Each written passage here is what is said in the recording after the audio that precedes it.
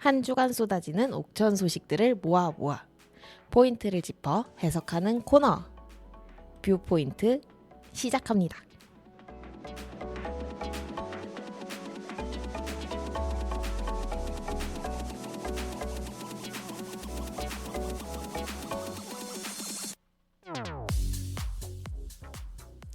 네, 안녕하세요. 저는 옥천신문 이연경 기자입니다.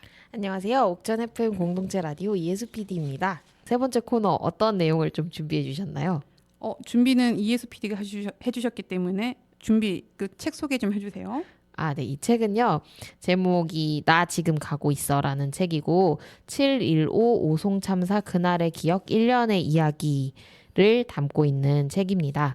7.15 오송 참사 기록단이 작성을 하셨는데 오송 참사 1주기를 앞두고 유가족과 생존자들의 경험과 목소리를 기록하셨다고 합니다.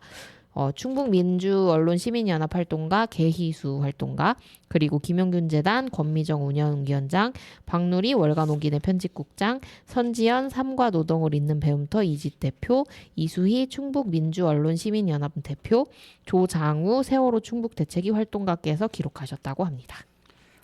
이 사건을 알고 계신 분들도 좀 있을 것 같은데 네. 작년 7월 15일 충북 청주시 흥덕구 오성읍 궁평 2 지하차도에서 순식간에 재방이 터지면서 물이 불어닥쳐서 14명이 목숨을 잃은 사건을 말합니다. 근데 네. 부상자 16명까지 합치면 총 사상자가 30명에 이르는 재해였죠. 네.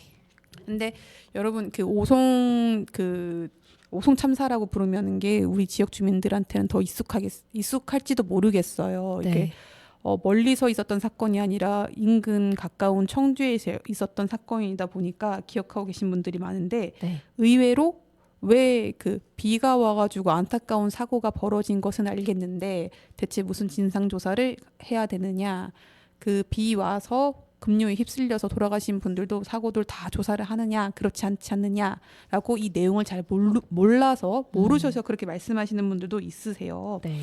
그래서 이 세 번째 시간에는 우리가 7.15 오송 참사 그날의 기억을 되짚어보는 책을 책 중에서도 그날의 사건들을 7월 15일에 발생한 일이지만 재난의 조짐은 전날부터 많이 보여줬었거든요. 네. 그래서 7월 14일과 7월 15일에 무슨 일이 있었는지 여러분들에게 토막토막 정보를 조금 알려드리는 시간으로 준비를 했습니다. 네. 여러분 좀 아셔야지 되는 거예요. 이 부분은. 네. 일단은 책 19페이지에 앞서 2020년 이 책의 이 내용이에요. 앞서 네. 2020년 충북도는 궁평 2 지하차도의 경우 호우경보 발령 시 통제 필요성이 있다고 등급을 매겼다.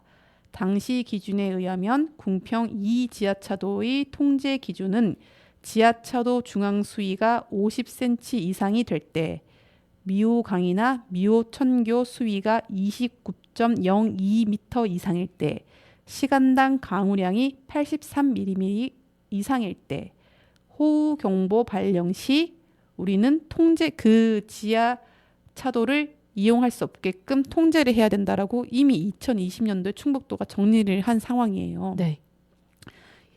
여러분, 이게 책 19페이지에 나온다는 것은 뭔가 그 사이에 여기에 나와 있는 이 기준들을 깨는 뭔가 자연재해에 가까운 시그널이 분명히 있었는데 이 시그널이 발생할 때 무언가를 안 했을 것이다라는 추측이 막 되지 않습니까? 네. 실제로 그랬던 게 많은 것 같아요. 이게 7월 14일 재해 발생 하루 전에 있었던 일들을 좀 기록하고 있는 것들을 좀 읽어볼게요.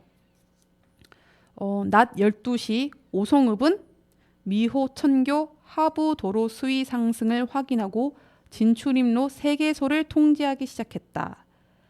미호강은 하천폭이 좁고 범람 우려가 있어서 2011년 하천폭 확장이 하천 기본 계획으로 제출됐지만 10년이 넘은 참사 당일까지도 전혀 추진되지 않고 있었다. 좁은 하천폭에 교량까지 줄줄이 있어서 물길은 더욱 막힐 수밖에 없었다. 그래서 이미 사고 발생 하루 전날부터 미어촌교에 있는 진출입로들은 몇 개씩 통제가 되기 시작했던 상황이었어요. 하지만 네. 궁평 2 지하차도는 아직 아니었나 봐요. 네. 직장인들이 퇴근 시간이 시작된 오후 5시 20분, 7월 14일 오후 5시 20분 금강 홍수 통제소는 미호천교 지점에 홍수주의보를 발령했다고 합니다. 네. 아까 그 홍수 경보 발령 시는 바로 이제 통제를 해야 되는데 전날에 홍수주의보가 일단 내려졌어요. 네. 그리고 이때 119 충북 소방본부에는 한 시민의 신고가 접수됐다.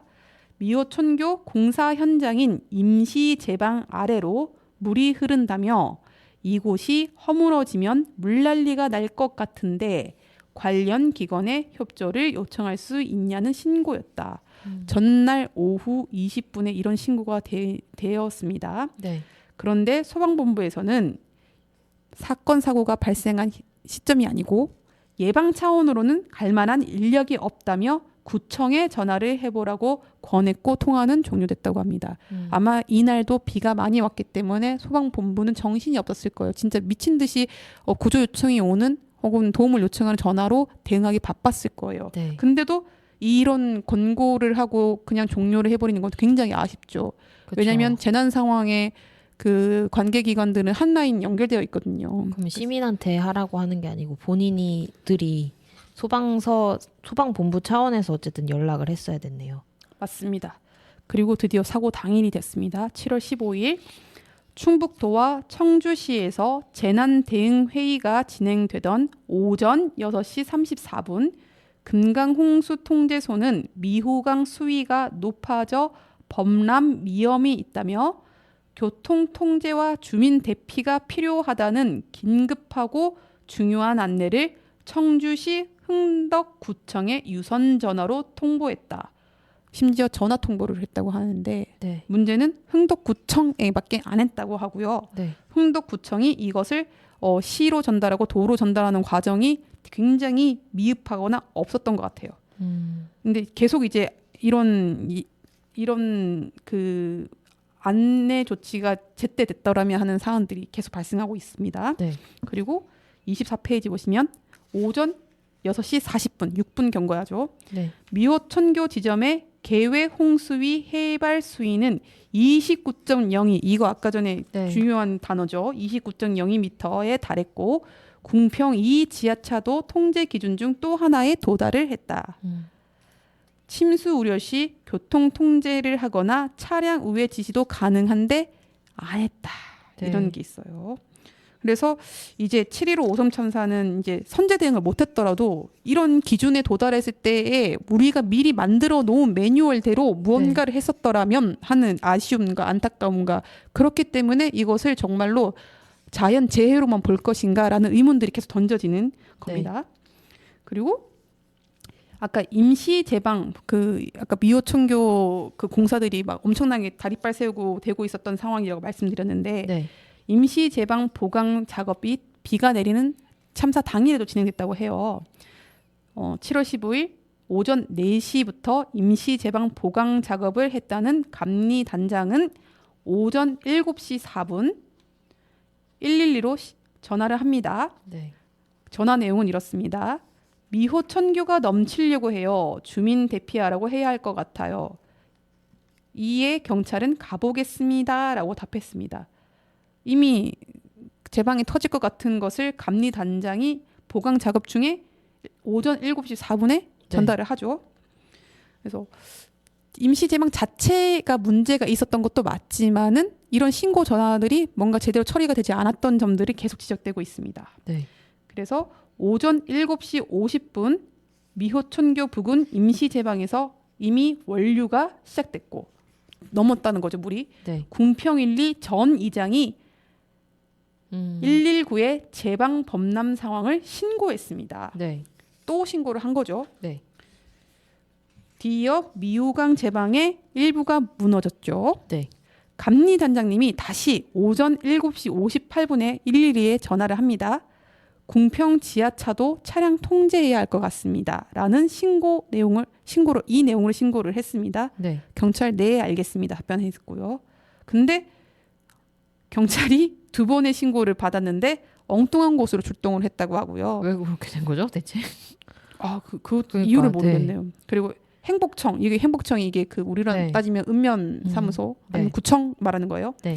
감리단장에게서 7차례 상황을 보고 받았지만 7번이나 하셨어요. 이 감리단장님은 이후 어떤 대처도 하지 않았다고 합니다.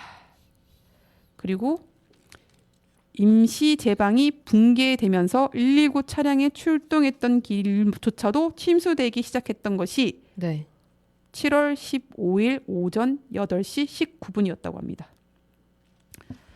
근데 사실 임시 제방 자체가 굉장히 허술하게 만들어졌다는 그것도 하나의 원인이었어요. 네. 25페이지에 보시면은 임시 제방은 처음부터 낮은 높이였고 부실했으며 보강할 장비와 시간도 없었다라고 하네요. 네.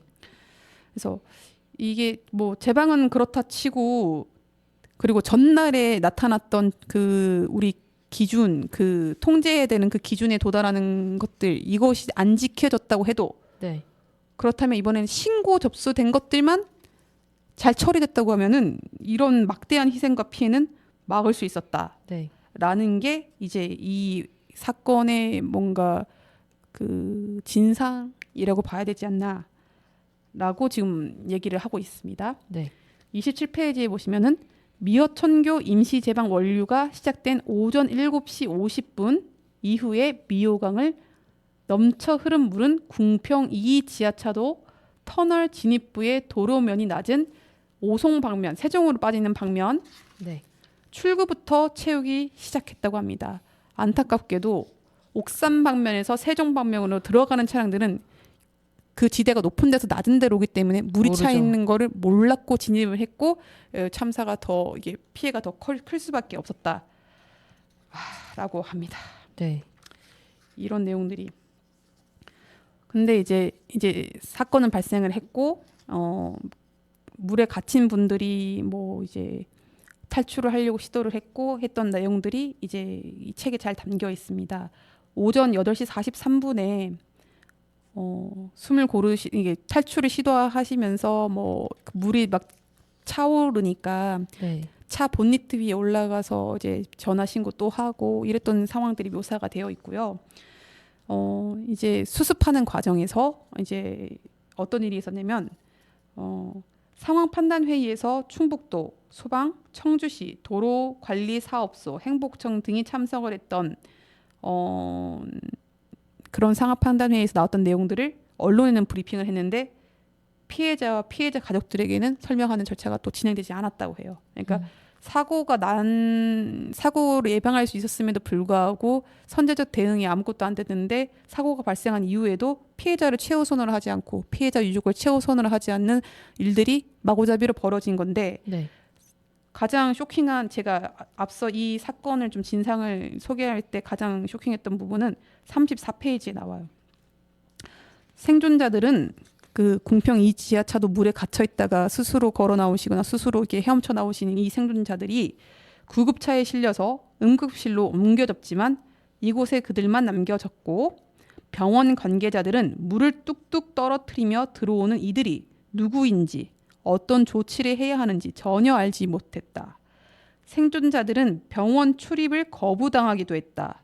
신발도 지갑도 핸드폰도 잃은 상태에서 병원비 결제를 요구받아 당황하기도 했다. 스스로 지하차도를 빠져나와서 한숨 돌릴 새도 없이 다시 스스로 헤쳐나가야 하는 상황에 직면했다. 이런 상황들이 지금 사고 직후에도 발생을 했다고 합니다. 병원 출입은 또 왜 거부당한 거죠? 환자가 왔는데. 네. 병원비를 내지 못할 행색이니까 아마 출입 거부를 당한 것 같습니다. 딱 봐도 맨발로 홀딱 비 오는 날 다 젖어서 들어오는 환자를 받아야죠. 병원이면. 그렇습니다. 네. 예, 받아야 된다고 합니다. 해수 PD가 받아야 된다고 합니다. 네. 예, 그렇습니다. 그리고 7월 15일 날 오송 참사가 발생했죠. 그리고 그해 가족을 떠나보낸 그해 7월 26일에 남은 가족들이 오송 참사 유가족 협의회를 만들었다고 하고요. 7월 27일 그 다음 날 오송 참사 시민 대책위원회가 구성됐다고 합니다. 그리고 참사 생존자들도 8월 16일 날 생존자 협의회를 발족했다고 합니다. 이렇게 유가족 협의회가 만들어졌고 생존자 협의회가 또 만들어졌고 오송 참사 시민 대책위원회가 또 만들어졌다고 해요. 당연히 이들은 합동분향소를 설치해서 추모를 하길 바랬겠죠. 네. 아주 어렵게 설치를 해서 운영을 해오다가 늘 49제까지밖에 안 기다려주죠. 우리의 네. 지자체들은 49제가 진행되는 날이 9월 1일이었는데 청주시에 의해 시민분향소가 기습적으로 철거당하는 일을 겪기도 했다고 합니다. 그리고 7월 28일 참사가 발생하고 약 열흘 정도 지났네요. 국무조정실은 오송 참사에 대한 감찰 조사 결과를 발표했지만 피해자들과 시민대책위원회는 이 내용에 동의를 할 수 없었다고 합니다. 십몇일 동안 이걸 감찰 조사해서 이게 진상이 규명이 될 수 있을까 참 싶네요. 네. 당연히 내용에 동의할 수가 없었을 것 같다는 생각이 드는데 그 내용이 무엇인고 하니 충청북도, 청주시, 행복청, 충북경찰청, 충북소방본부 감찰 결과 공직자 63명을 징계 조치할 예정이라는 발표를 했는데 가장 큰 문제는 여기서 징계 조치 대상 규모가 아니라 누구를 무엇을 감찰했는지가 중요했는데 그리고 이것을 누구의 눈으로 참사를 보고 있는지가 중요했는데 이 부분이 다 충족이 되지 않았다고 합니다. 네. 그래서 어떻게 했냐면 결국에는 독립적인 조사기구 오송참사 시민진상조사위원회를 결국 시민들이 꾸려야만 했습니다. 그것이 작년 12월 20일이었고요. 이 시민진상조사위원회가 오송참사 경과 원인도 조사하고 이 조사한 것을 발표하는 이 과정들을 했다고 합니다. 그 내용 안에는 어떤 것들이 중요하게 담겨져 있었냐면요. 네. 오송참사 시민진상조사위원회에서는 진상조사와 재발 방지를 하려면 어떤 것들이 필요한지 조사 연구하시는 팀이 하나 있고 또 하나의 중요한 팀은 피해자 지원을 제도 개선하는 팀이 있거든요. 그 팀들에서 가장 중요하게 생각했던 것 중 하나가 생존자와 피해자의 이야기를 기록물로 남겨야 된다는 것이었고 네. 그 결과 여러분들에게 지금 오늘 소개드리고 있는 책 7.15 오송참사 그날의 기억 1년의 이야기 나 지금 가고 있어. 이 책이 되겠습니다. 네. 엄청나죠. 네. 오송참사를 얘기할 때면은 굉장히 취재 현업 기자로서 굉장히 뭔가 미안함, 부채의식을 느끼고 있어요. 왜냐하면 저희 옥천신문이 옥천 지역을 중심으로 벌어지는 일들, 일상들을 다루는 매체다 보니까 청주 지역에서 발생한 이 참사를 좀 요목조목 다루거나 하지 못했던 상황이 분명히 있었거든요. 근데 이거는 뭐 서울 지역에서 발생한 이태원 참사라든지 세월호도 마찬가지예요. 네. 이거를 지역화시켜서 다루기 때문에 지금 그 청주 지역 매체에서 그 보도하는 것만큼의 그 양적 질적인 보도가 사실 없었어요. 그러니까 그렇다 보니까 약간의 부채의식이 좀 있는데 어떤 식의 부채의식이냐면 네. 어쨌거나 충북 권영 안에 충청권 안에서 벌어졌던 사건이기 때문에 이 사건이 서울에서 벌어졌던 사고나 이런 거에 대비해서 주목도가 분명히 떨어질 수밖에 없거든요. 수해가 나도 반지 하방이 다 물에 잠기는 서울에서 벌어진 사건의 뉴스 보도의 양적인 숫자만 봐도 다르거든요. 네. 근데 그랬을 때 지역에서 벌어지는 이런 참사나 이런 것들은 지역에 있는 언론들이 더욱 관심을 가지고 더욱 이들이 진상 규명이 될 수 있도록 뭔가 촉구를 하고 피해자들의 추모하고 이들이 일상으로 복귀할 수 있는 회복할 수 있도록 하는데 언론의 역할을 해야 되는데 그 점에서 약간 부채의식이 좀 있어요. 그런 상황입니다. 네. 그리고 하나 말씀드리고 싶은 거는 여기서 이런 참사가 발생했을 때 수사 위주로 뭔가 조사를 한다고 하면은 이 사고 전체를 구조적으로 볼 수가 없어요. 네. 왜냐하면은 수사기관들은 어떤 사람이 자신의 역할이 법적인 역할이 기준이 있는데 이것을 지켰느냐 안 지켰느냐가 가장 중요한 거지. 이때 비가 얼마나 왔고 뭐 제방의 상황이 어떻고 이런 사회 구조적인 원인들을 짚는 역할을 하지는 못하거든요. 네.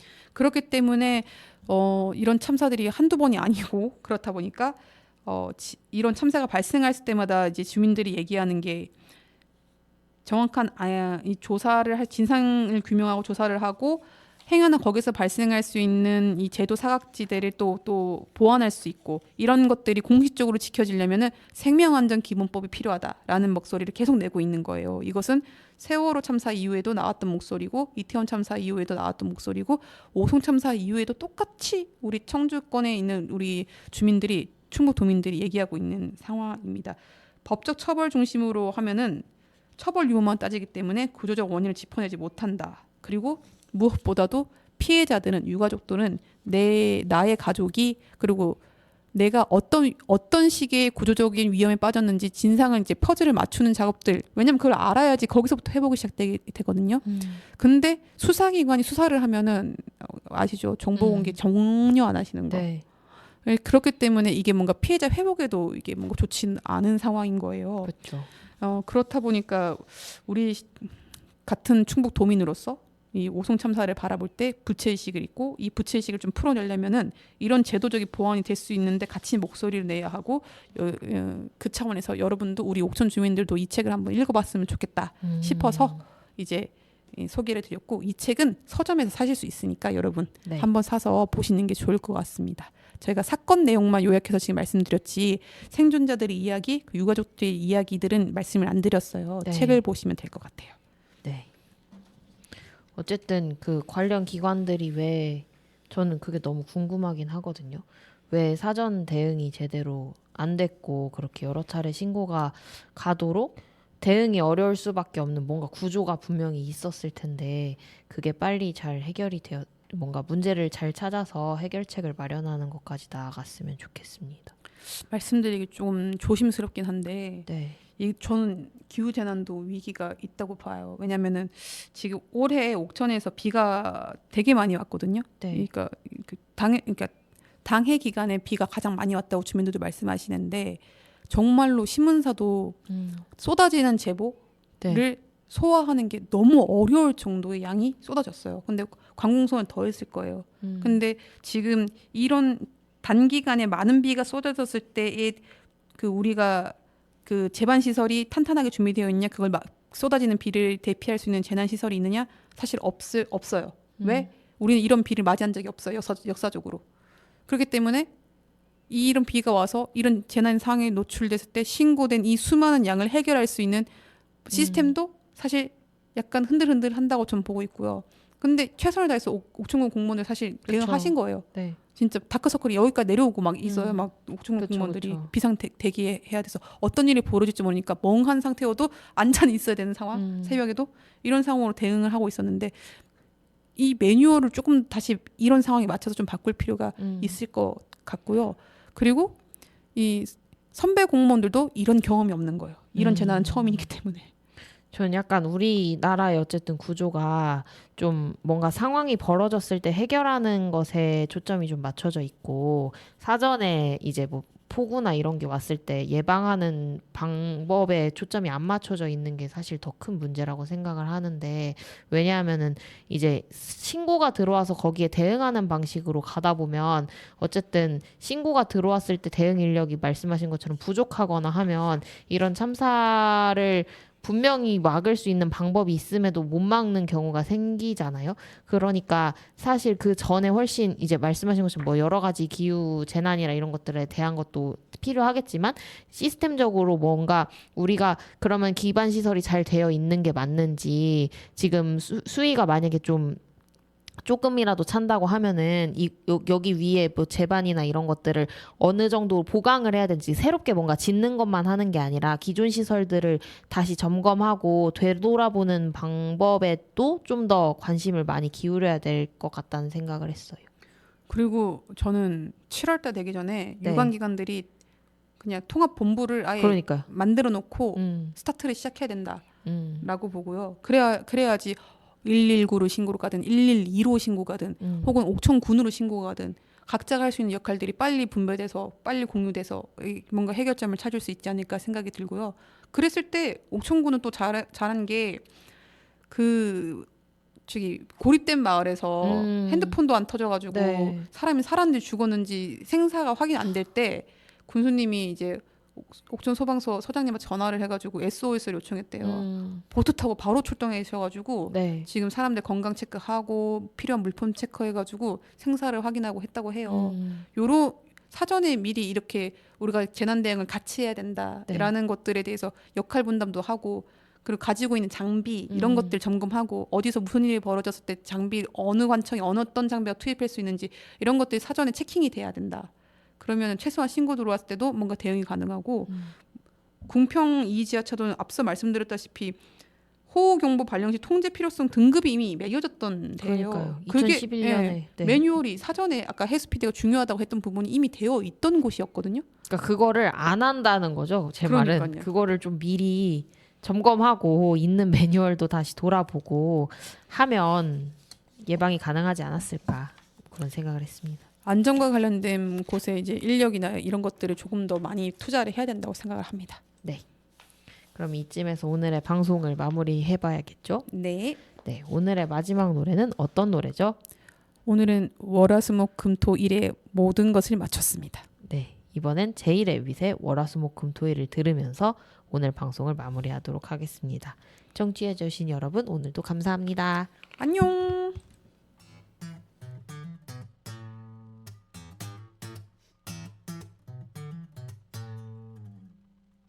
뭐 하나 빠지는 거 없지 잘 나가는 나이지 뭐 어쩌다 보니 살다 보니 별일도 다 있다 치지 뭐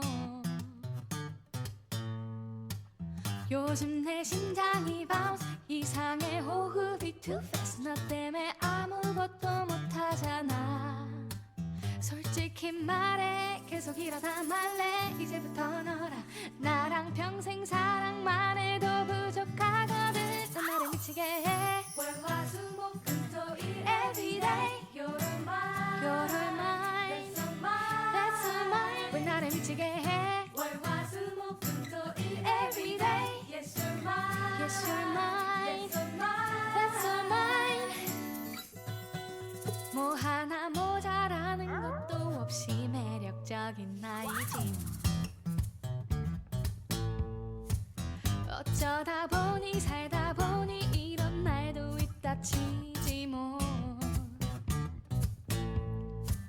근데 내 혈압이 up and down 어떡하지 my life 아무것도 못하잖아 솔직히 말해 계속 이러다 말래 이제부터 너랑 나랑 평생 사랑만 해도 부족하거든 넌 나를 미치게 해 월화수목금토일 everyday You're mine You're mine That's all mine 왜 나를 미치게 해 월화수목금토일 everyday Yes you're mine That's all mine Why don't you think about me and you and me and you what about us Why don't you think about me